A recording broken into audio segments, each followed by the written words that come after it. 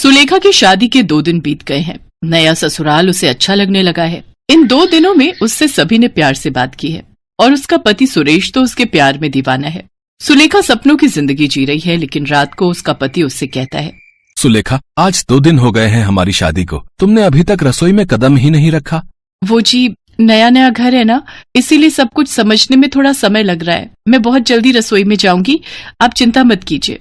बहुत जल्दी नहीं, तुम कल ही रसोई में जाओगी और नाश्ते में चाउमीन बनाओगी। तुम्हें जिस दिन हम देखने गए थे उस दिन चाउमीन बहुत बढ़िया बनाई थी तुमने, कल वही बनाना, ठीक है? ये सुनकर सुलेखा घबरा गई। वो मन ही मन सोचने लगी, अरे अब क्या बोलूं इन्हें क्या पता कि मुझे खाना बनाना ही नहीं आता। सुलेखा उसी दिन के बारे में सोचने लगी। असल में उसने खाना बनाना कभी सीखा ही नहीं था, लेकिन उसकी माँ ने उससे कहा, आज तुझे देखने लड़के वाले आ रहे हैं। वो लोग अगर खाना बनाने के बारे में पूछे तो बोलना कि तुझे सब कुछ बनाना आता है। ठीक है माँ। सुलेखा सज धज कर लड़के वालों के सामने बैठ गई। सुलेखा की माँ ने रेस्टोरेंट से खाना मंगाकर उनके सामने रख दिया। तब बिमला ने कहा, अरे बाप रे, इतना सारा खाना।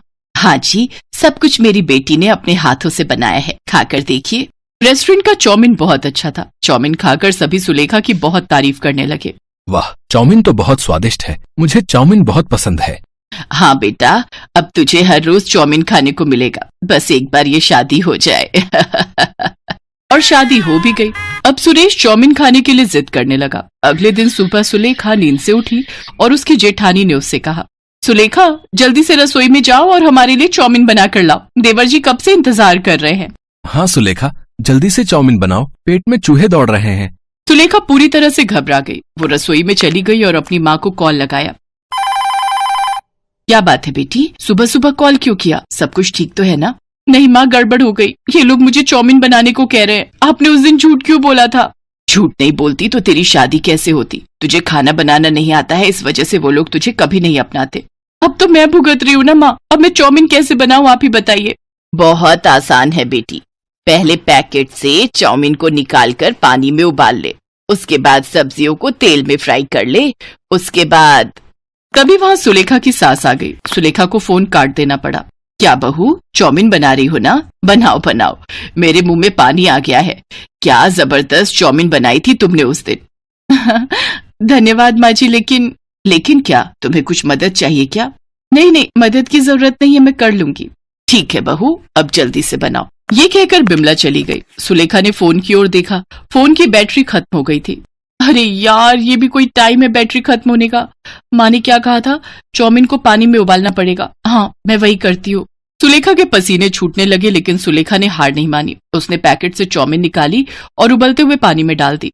जब तक चाउमीन उबल रही है मैं सब्जी काट लेती हूँ, गाजर, बीन्स और प्याज। हाँ, इतना तो पता ही है मुझे। सुलेखा गाजर काटने के लिए तैयार हो गई। उसने एक हाथ में गाजर को पकड़ा और एक हाथ में चाकू को पकड़ा। वो जैसे ही गाजर को काटने गई, वैसे ही गाजर उसके हाथ से फिसल कर बर्तनों से टकरा गई। सारे बर्तन नीचे गिर गए। बर्तन गिरने की आवाज से बिमला और सावित्री वहां आ गई। क्या हुआ बहू, क्या हुआ? बर्तन कैसे गिर गए? तू ठीक तो है ना सुलेखा? हाँ दीदी, ठीक हूँ। वो माँ जी, बर्तन में हाथ लग गया था। आप चिंता मत कीजिए, आप लोग जाइए, मैं चाउमीन बनाकर लाती हूँ। बिमला और सावित्री चली गई। सुलेखा बहुत मुश्किल से गाजर काटने लगी। गाजर को उसने मोटा मोटा करके काट लिया। उसके बाद उसने उसी तरीके से बीन्स भी काट लिया। लेकिन उसके बाद जब वो प्याज काटने लगी तब उसके तोते उड़ गए। प्याज काटने की वजह से उसकी आंखें जलने लगी। उसकी आंखों से आंसू गिरने लगे। ये क्या हो रहा है मेरे साथ? इससे अच्छा तो मैं शादी से पहले खाना बनाना सीख लेती। मुझे घर जाना है, माँ मुझे ले चलो। लेकिन अब रो के क्या फायदा? शादी तो हो गई है ना, काम तो करना ही होगा, खाना भी बनाना ही होगा। यही सब सोचकर सुलेखा फिर से चाउमीन बनाने में लग गई। प्याज काटने के बाद उसका ध्यान उबलते हुए चाउमीन पर गया। इतनी देर से उसने चाउमीन पर ध्यान ही नहीं दिया था। उसने देखा वो चाउमीन ज्यादा पक गया है। अरे ये क्या, ये चाउमीन तो चाउमीन जैसा रहा ही नहीं, ये तो खीर जैसा लग रहा है। हे भगवान, मैं किसी काम की नहीं हूँ, मेरा क्या होगा? तभी बाहर से सुरेश चिल्लाया, सुलेखा, और कितनी देर लगेगी? मुझे काम पर भी जाना है। लाती हूँ, बस 5 मिनट दीजिए। सुलेखा ने जैसे तैसे उसी ज्यादा पके हुए चाउमीन में सब्जियों को मिला दिया और उन्हें बिना कोई तेल मसाले के तेल में तल दिया। उससे जो चीज बनी उसे देखकर सुलेखा को ही उल्टी आ गई। ये तो दिखने में बिल्कुल गोबर जैसा है। हे प्रभु, आज मुझे बचा लो। चाउमीन लेकर सुलेखा रसोई से बाहर आई और खाने की टेबल पर रख दी। उसके दिल की धड़कन बढ़ गई। अरे वाह, क्या चाउमीन बनाई है तुमने? हाँ बहू, दिखने में तो बहुत सुंदर है, पता नहीं खाने में कितनी स्वादिष्ट होगी। चलिए माँ जी, शुरू करते हैं। तीनों चाउमीन खाने लगे। सुलेखा के दिल की धड़कन तेज हो गई। कैसी बनी है चाउमीन? बहुत स्वादिष्ट, तुम भी खाओ। रुक जाओ, मैं तुम्हें अपने हाथों से खिला देता हूँ। सुरेश ने अपने हाथों से सुलेखा को चाउमीन खिला दी और वो चाउमीन मुंह में जाते ही सुलेखा को नानी याद आ गई। उसने अपने मुंह से चाउमीन को थूक दिया। थू थू थू थू, ये तो बकवास है। कैसे खा रहे हो आप लोग? मुझे माफ कर दीजिए, मुझे चाउमीन बनानी नहीं आती, मुझे कुछ भी बनाना नहीं आता। माँ ने उस दिन झूठ बोला था ताकि मेरी शादी हो जाए। मुझे माफ कर दीजिए। अब तीनों हंस पड़े। हमें पता है बहू कि तुम्हें खाना बनाना नहीं आता है। क्या पता है? लेकिन कैसे पता चला? उस दिन तुम्हारे मायके से लौटते वक्त हमने डिनर के लिए एक रेस्टोरेंट से चाउमीन ले ली थी। खाने के बाद हमें बिल्कुल वैसा ही टेस्ट आया। तब हमें पता चला कि तुम्हें खाना बनाना नहीं आता है।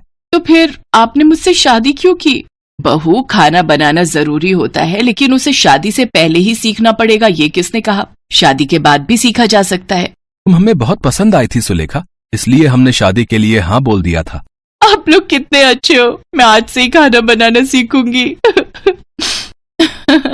चलो सुलेखा, मैं तुम्हें सिखाऊंगी। सावित्री सुलेखा को खाना बनाना सिखाने लगी। कुछ ही दिनों में सुलेखा खाना बनाने में माहिर हो गई। सभी उससे बहुत प्यार करने लगे। वो बहुत स्वादिष्ट चाउमीन बनाने लगी और खुशी खुशी सबके साथ रहने लगी।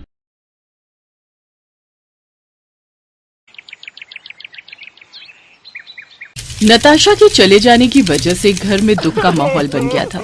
जिन जहरीले तीखे मोमोज की वजह से नताशा की जान गई थी, उस बुढ़िया को अभी तक पुलिस पकड़ नहीं पाई थी। ऐसे ही एक शाम मुकुल नताशा की तस्वीर पकड़कर रो रहा था। तभी वहां उसकी बहन रजनी आती है। मैं जानती हूँ भैया, आप नताशा को बहुत प्यार करते थे, लेकिन भैया अगर आप ऐसे हार मानोगे तो फिर हम उस बूढ़ी अम्मा को आखिर कैसे पकड़ पाएंगे जिसने हमारी नताशा को जहर दिया था। हमें उसका पता लगाना ही होगा और उसे उसके किए की सजा भी दिलानी ही होगी। तुम बिल्कुल सही कह रही हो रजनी। जिसने भी मेरी नताशा के साथ ऐसा किया है, मैं उसे सजा जरूर दिलवाऊंगा। हमें यह पता लगाना ही होगा कि आखिर उस अम्मा ने ऐसा क्यों किया जो उसने उसे जहर वाले मोमोज खिलाकर मार डाला। तुम अभी मेरे साथ पुलिस स्टेशन चलो, मुझे बुढ़िया का स्केच बनवाना है। मुकुल अपनी बहन रजनी को अपने साथ लेकर पुलिस स्टेशन जाता है और उस बुढ़िया का स्केच बनवाता है।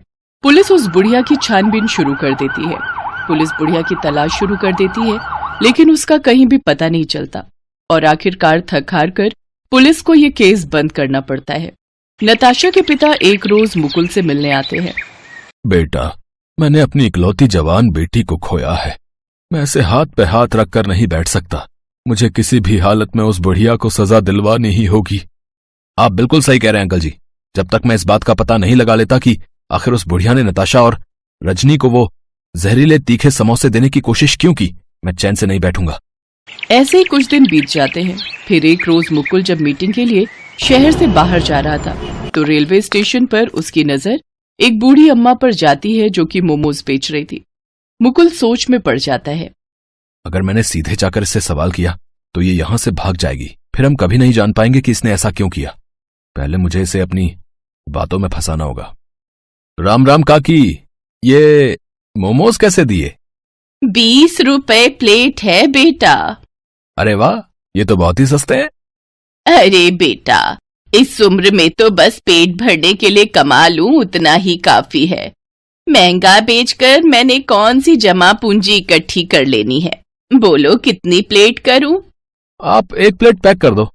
वो बुढ़िया जल्दी से एक प्लेट पैक करके मुकुल को दे देती है।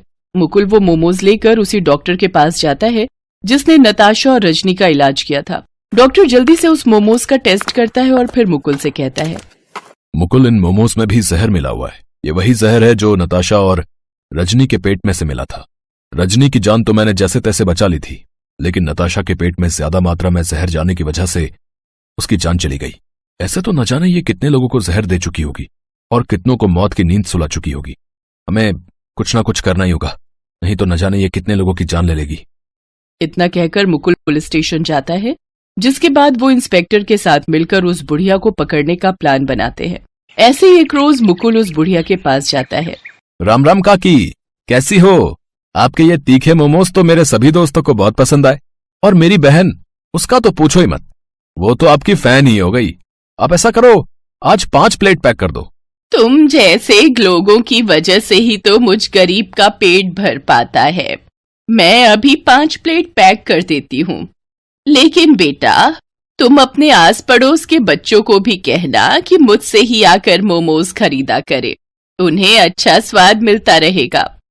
वैसे आपके मोमोज में तो कुछ अलग ही स्वाद आता है। इसमें कोई मीठा जहर मिलाती हो क्या? क्या कह रहे हो बेटा? भला मैं क्यों मीठा जहर मिलाऊंगी? मेरे कहने का मतलब है कि प्यार वाला जहर मिलाती हो क्या इसमें? तभी तो आपके मोमोज जो खाता है वो बार बार यहाँ जरूर आता है। ये लो बेटा, ये तुम्हारे तीखे मोमोज तैयार हो गए। अब तुम यहाँ आते रहना। ऐसे ही वक्त गुजरता जाता है। धीरे धीरे मुकुल ऐसे ही उस बुढ़िया का भरोसा जीत लेता है। फिर एक रोज वो उस बुढ़िया से कहता है, अम्मा, तुम्हारे मोमोज की रेसिपी मुझे भी बताओ ना, ताकि मैं भी ऐसे मोमोज बना सकूं। ऐसा करो, आप मेरे साथ मेरे घर चलो और मुझे भी ये बनाना सिखाओ। नहीं नहीं बेटा, मैं तुम्हारे साथ नहीं चल सकती। तुम्हारा भी परिवार है, वो सब क्या सोचेंगे? किस बूढ़ी मुसीबत को ले आया। काकी, मैंने सबसे बात कर ली है, किसी को भी कोई आपत्ति नहीं है। इसके बाद मुकुल उसे अपने घर लेकर जाता है, जहाँ पहले से पुलिस, डॉक्टर, नताशा के पिता और रजनी मौजूद होते हैं। काकी, आपने मुझे पहचाना? याद आया कौन हूं मैं? नहीं बेटा, अब नजर कमजोर हो गई है तो पहचान पाना मुश्किल है। इस लड़की को तो अच्छे से पहचानती होंगी ना आप? हाँ, ये लड़की तो आती थी मेरे पास, लेकिन आखिर आप लोग ऐसे शक भरी निगाह से क्यों देख रहे हो मुझे? क्योंकि काकी, अब हम सब जानते हैं कि आप अपने मोमोज में जहर मिलाती हो और आपकी वजह से ही मेरी दोस्त नताशा की जान चली गई और आज ये पुलिस आपको पकड़ने के लिए ही यहाँ आई है। अम्मा, आपके लिए बेहतर यही होगा कि आप अपना सच कबूल कर लो। क्योंकि मेरे जवान बेटे की मौत भी इसी वजह से हुई थी। उसे किसी दोस्त ने मोमोज में मिलाकर जहर खिला दिया था और जिसने ऐसा किया उसका मुझे आज तक पता नहीं चला। इसीलिए मैं सबकी जान ले लूंगी। लेकिन एक इंसान की वजह से आप सबकी जान नहीं ले सकती। माता जी, आपने ऐसा नहीं करना चाहिए था। आपको हमारे साथ थाने चलना होगा। चलिए। पुलिस उस बूढ़ी औरत को गिरफ्तार कर लेती है, जिसके बाद से शहर में जवान मौतों का सिलसिला रुक जाता है। बूढ़ी काकी को 3 साल की सजा होती है। साथ ही वो उस लड़के को भी पकड़ लेती है जिसने उस बूढ़ी काकी के बेटे को जलन के मारे मोमोज में जहर मिलाकर खिलाया था।